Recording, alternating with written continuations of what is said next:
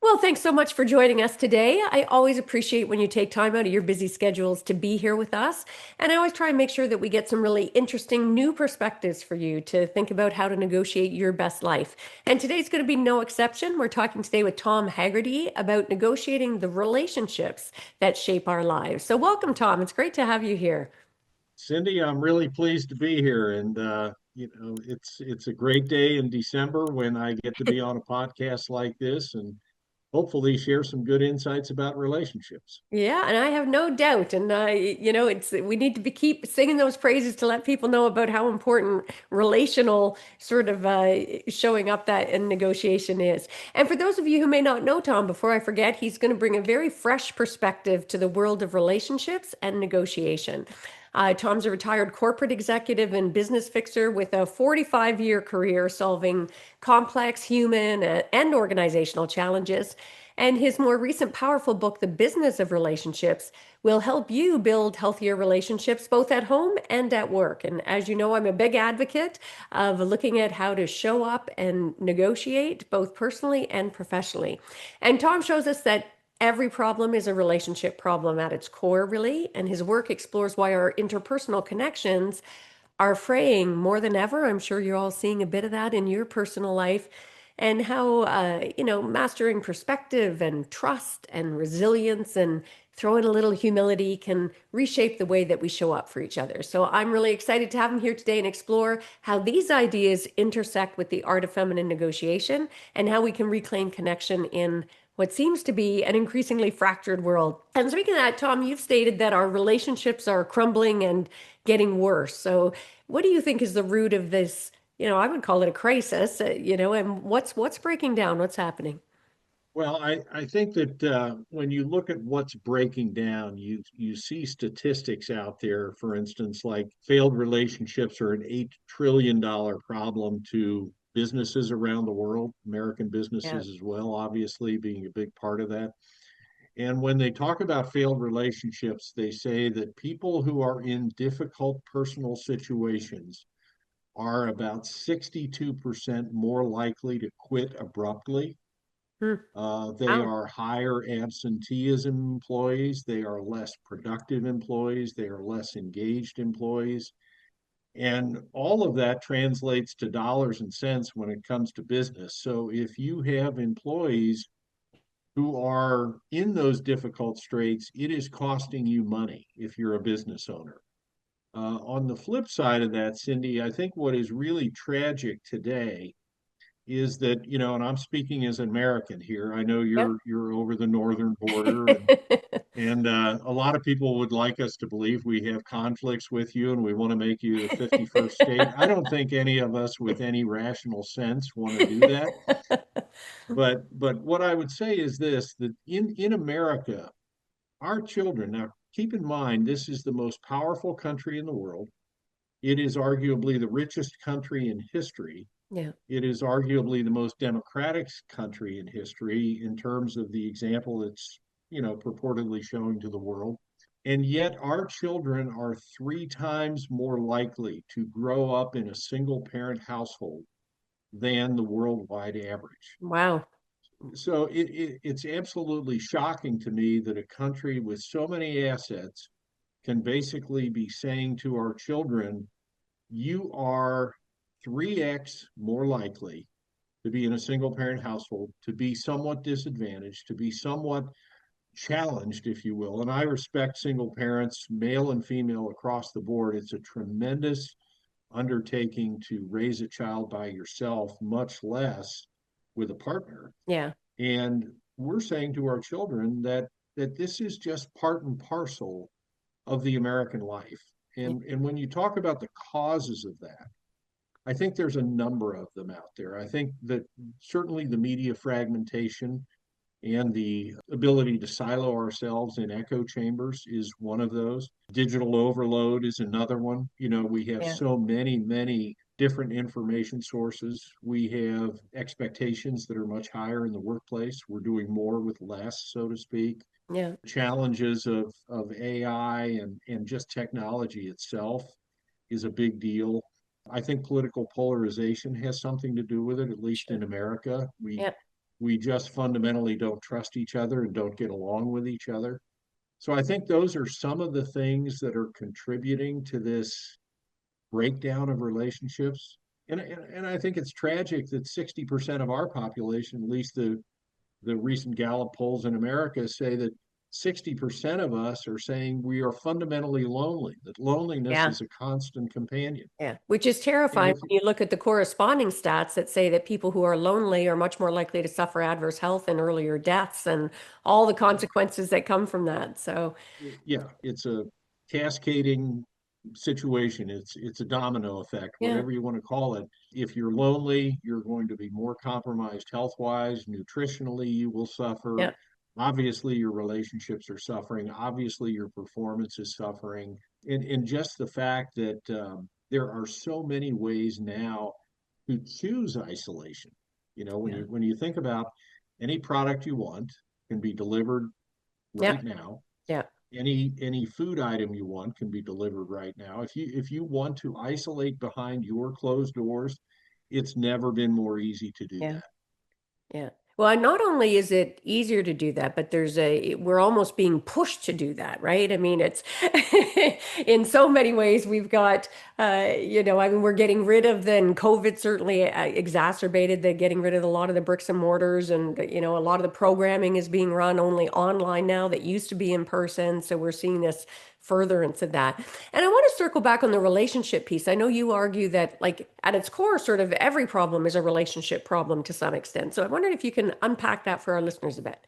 Well, when I say that, I mean that human beings from 200,000 years ago, when we first emerged and started walking on two legs, human Yeah, beings are wired to be in relationship with one another. We yeah, were in relationship early on so that we could survive. A tribe would survive longer than a single person out on his or her own trying to fend for themselves.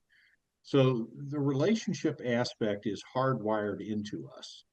And what happens when those relationships break down is fundamentally part of the brain dies. I think that mm, we would all, embrace that concept, if you will, that we are less human when we are not in relationship yeah, with someone. yeah, And that's really what I mean by that is that every single problem that you can imagine, that you can name, whether it is OCD, whether it is anxiety, whether it's depression, whether it's ADHD, a lot of these things are fundamentally at their core a lack of being in relationship, a lack mhm, of feeling wanted, of feeling needed. And yeah, I think that's so foundational to the human yeah, experience that yeah. when we're not there, it's extremely noticeable. Yeah. And social medias can be a real double-edged sword with that, where there's this sort of false sense of, based on all your likes and your friends. And I know some of the countries now are talking about banning kids under 16, which will be a lot of pushback, as you could imagine, from the Zuckerbergs in that community. But one of the things I wanted to touch on too, because I know you highlight Sheryl Sandberg's line that, each one of us is more than the worst thing we've ever done. And I wonder how, from your perspective, how does embracing that idea shift how we negotiate our relationships? I think if you are that person who is feeling less than, who feels like they don't measure up, who feels like they have somehow let themselves and other people down, I think that's a perspective. Sheryl Sandberg's line is a perspective that you can embrace to say, I can move forward from this. And Yeah, there are so many examples of human beings who have moved forward from very tragic yeah, situations to do very laudable things, in their later lives, if you will. I think that kind of a perspective of having that sense of hope, which is really what I think she's talking about, yeah. that I like that that no perspective. matter what that is, if we have a sense of hope, if we can embrace the fact that we are more than the divorce, more than the neglected child, more than the failed business, more than, whatever that worst thing is that you've done, if we can embrace the fact that I can move on productively from here, that I can contribute significantly from here, I think that's Yeah, really what she was talking about yeah. is don't sell yourself short. I like that. And the flip side too, right? I mean, being able to forgive others because we've all had a bad day or done things we're not proud of, and being able to recognize that in others rather than casting people in roles that are cemented forever, which is not conducive to effective relationship building. And so, since I'm on a sort of quote tear there, you also sort of include Anita Roddick's quote that if you think you're too small to have an impact, try sleeping with a mosquito, which always makes me laugh. I wonder what your thoughts are on what that teaches us about influence, especially for people who feel unheard or undervalued. And, we were starting to move away from that where certain groups felt undervalued. And now, sadly, we seem to be swinging back to that. So, what do you have to say to that, to those people? I would say about Anita Roddick's quote, it was one of the favorites that I wrote about in the book. There are several others that I really like, but her quote to me, when you look at her life and you say, here is a woman who by the age of 13 had lost a father and a Yeah. stepfather. She was born in a bomb shelter in post-war, Yeah. during World War II in London. And this tragic set of circumstances, being raised in a household that was somewhat poverty stricken, obviously single parent later on in life. She ends up getting married. She ends up founding a cosmetics company while her husband was in the United States trying to make a living for the family in post-war London. She founded this cosmetics company. And the only shtick they had was, we're just against animal testing. And she Yeah. was selling cosmetics out of the trunk of her car, builds a business, has a couple of daughters in tow, and through a very orchestrated, I guess, in a very acute business sense. This wasn't done by luck. But she ends up founding the body shop. The body shop becomes international. The body shop is sold to L'Oreal. She's a billionaire. She's a benefactor of orphanages and so forth. And really, I think what she was trying to say there, Cindy, is look at me. Yeah. Nobody would have said, I am the prescription for success. I am the poster child for achievement, Yeah. because the circumstances were so daunting. But she said, anytime you think you're too small to make a difference, look at me. I'm the mosquito. Yeah. I'm the pest in the room because I did it, and you Yeah. can do it too. Yeah. Which we all need to hear every once in a while, right? Or if not every day, to start changing the story that we tell ourselves, right? I'm not enough. I'm too small. Who am I to think this? And I think for women in particular, we have that extra conditioning piled on there as well about, to play small. Don't make yourself too big. Don't be the loudest person in the room. So, and speaking of that, let's talk a bit about humility, because I know, you include lessons around humility, resilience, and perspective. I alluded to that in the intro. And I'd love your thoughts on how those qualities move us away from those traditional, more competitive models of whether in negotiation, politics, success, and business, and moving towards a more collaborative, dare I say, quote unquote, feminine style. And I don't mean that as gender based, those qualities that people still rightly or wrongly ascribe to as either feminine or masculine. I think the best way, and maybe the most succinct way that I can express it, is all three of those characteristics of a good personal relationship: perspective, Yep. humility, and resilience have what I call a both and rather than an either or orientation. Yeah.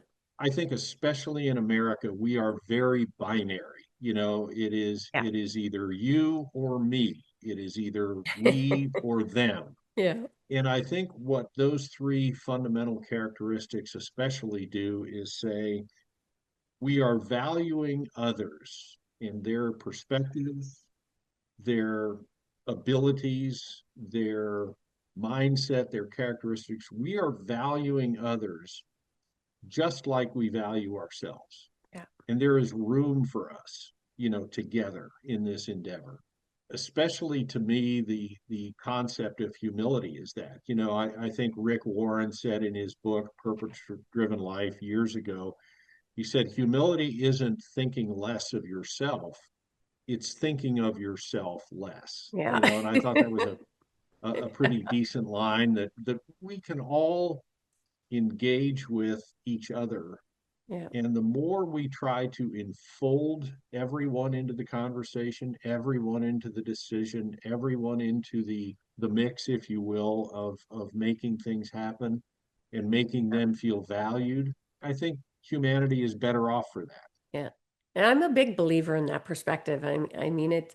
it's sad to me to see, some leaderships and the ripple effect of that that do the opposite, like just constantly that very binary approach, as you say, just consistently calling people out as, stupid and already layering that on a model that historically has been very ego driven, right? We've defined success when we see people who enter the room with really big egos, as opposed to flipping that perspective to listen more. We don't listen well, right? And and truly seek to understand and care about what other people are thinking and maybe open yourself up to different perspectives. So I love that you share that messages. Now you talk about America in I would particular. say, Yep. Cindy, not to interrupt, but to expand on that point, one of the people that I wrote about in the chapter on perspective was Catherine Graham, Hmm. the former publisher of the Washington Post. And Catherine Graham said it's a difficult lesson to learn that some questions just don't have answers. Yeah. And that is really compelling to me to say there's a time and place for pushing, there's a time and place for confronting difficult issues and difficult personalities, but it isn't every time. Yeah. You have to learn that there are just some things that you're not going to get an answer for and you're not going to have an answer for. And the more you are secure with that, the better off we all are. Yeah. And but I love circling back to what you said, like that binary. Recognize that it's not necessarily going to be a this or that, a yes or no, right? Sometimes there are subtleties that are unexpected answers, maybe, or that pose more questions, and that's okay. And then, in fact, that can be a fabulous thing. And so long as we are open to exploring it together, as opposed to it always being about our viewpoint in those sort of echo chambers. So. Now, what you had mentioned about that binary, and I wanted to circle back to that because why do you believe that?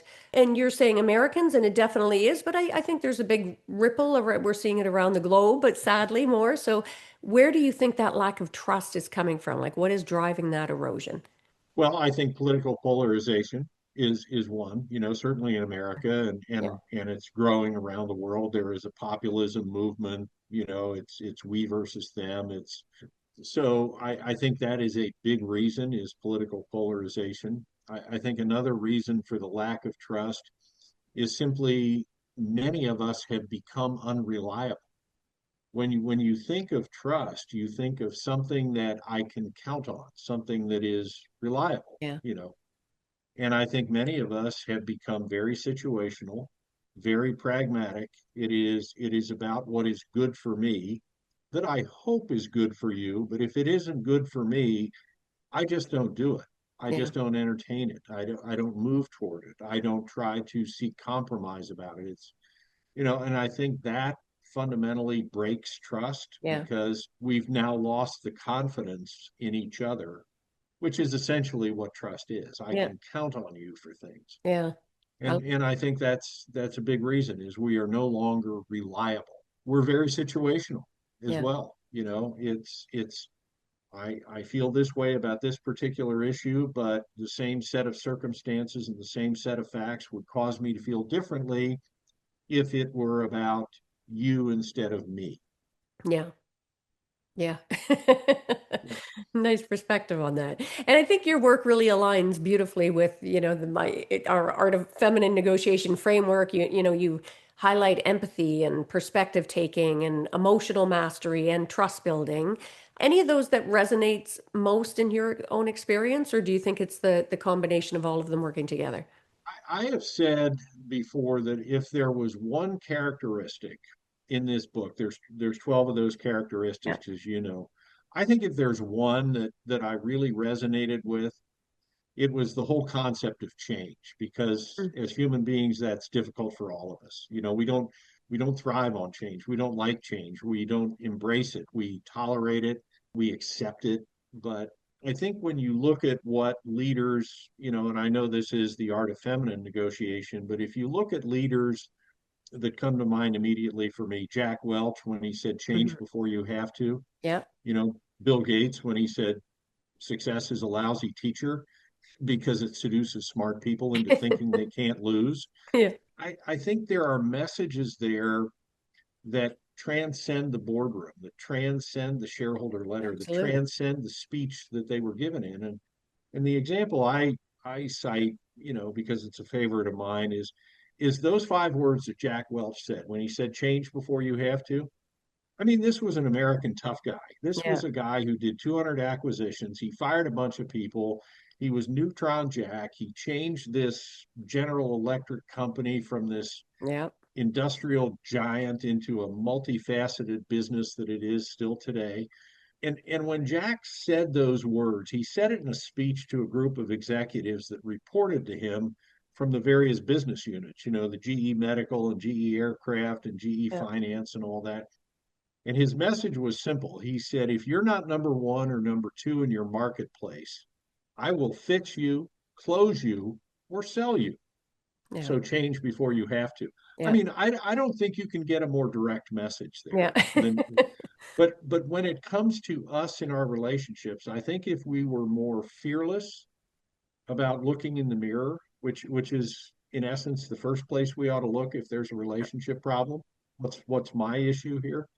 I think when you say change before you have to in the context of a relationship, it is change before you have to the passive aggressive nature that is destroying your Yeah. kids.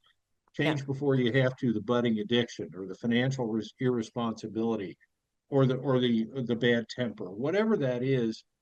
Change before you have to, and it's active. It's saying that to me, not to you. Yeah. It's change before you have to. Right.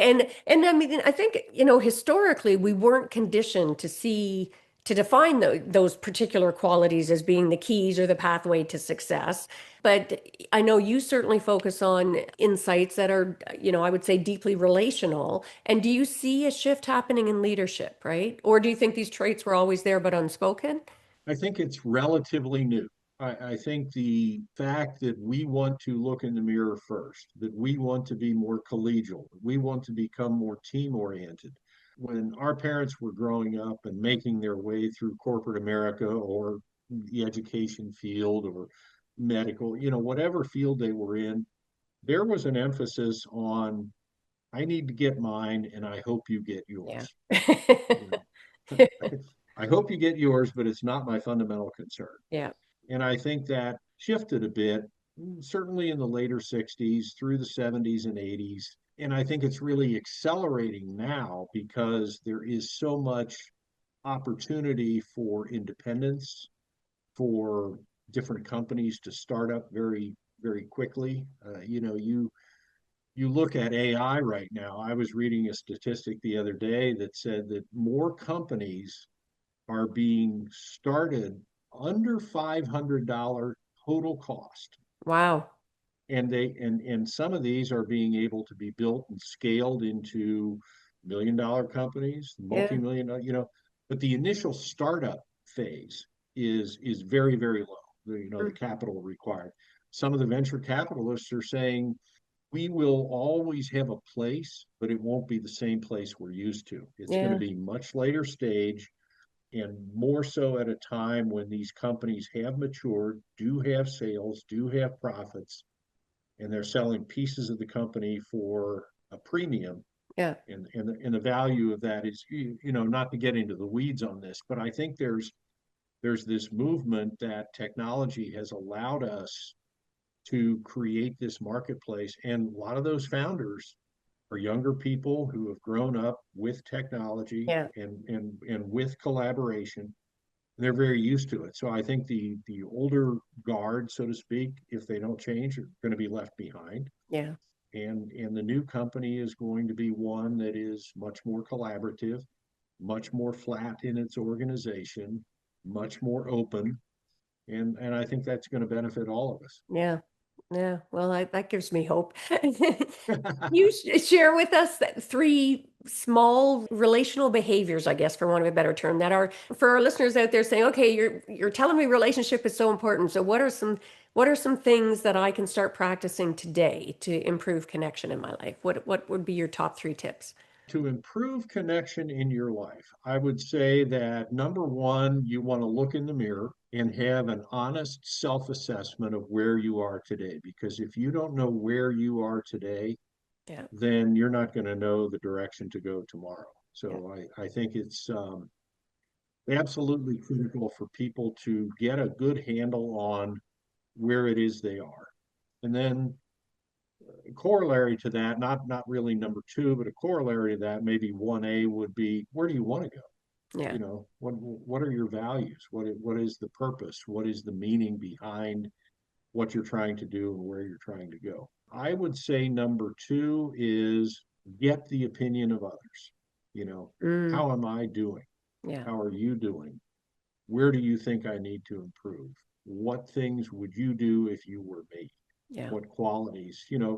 Avail yourself of all of the information that's out there, not just the close friends that'll tell you what you Yeah. need to hear or what you want to hear, but what about the podcast? What about the TED Talks? What about the books that are out there? What about the various information outlets, if you will? Take advantage of those and get familiar with what it is. And then I think the third thing is be committed.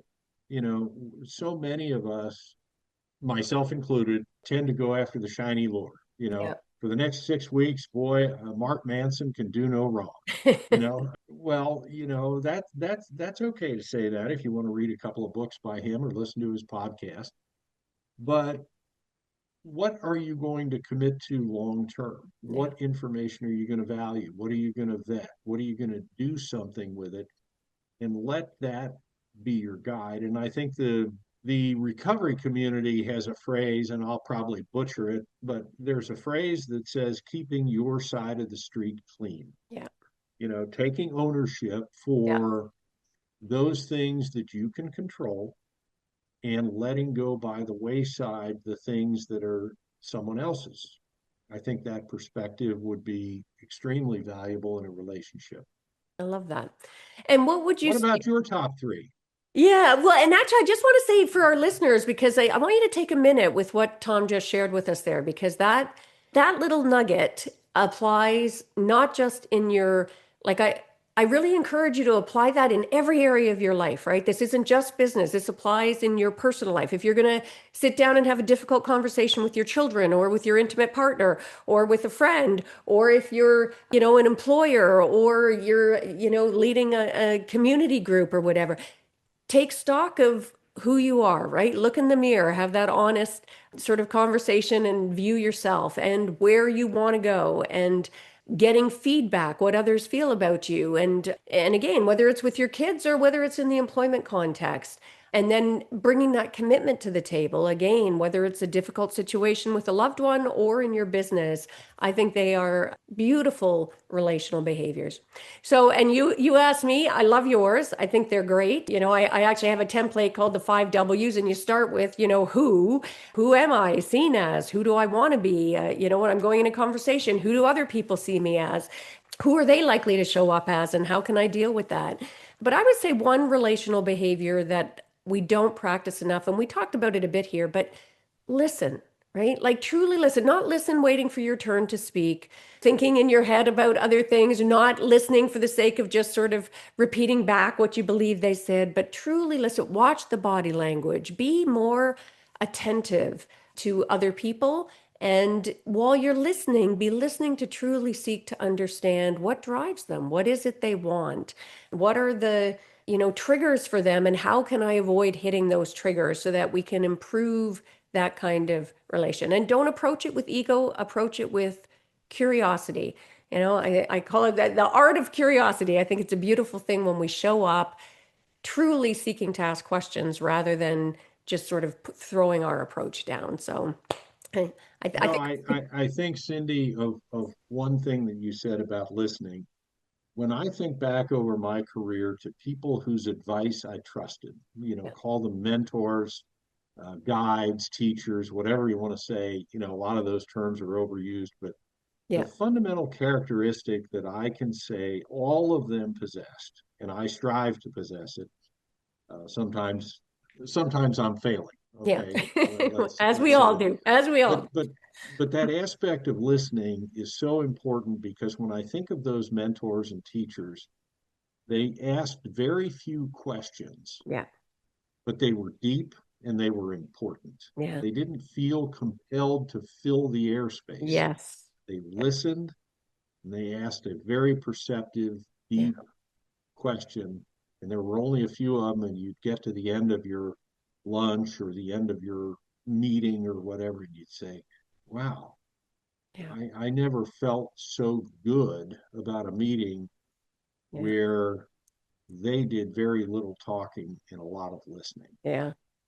And that's a great observation about because we do feel the need to fill the space, right? We get very uncomfortable with silence, and it can be a very effective tool. So, I was in the marketing and advertising business for years, and our copywriters and our designers would always remind us account people, white space is your friend. yeah. White space is your friend.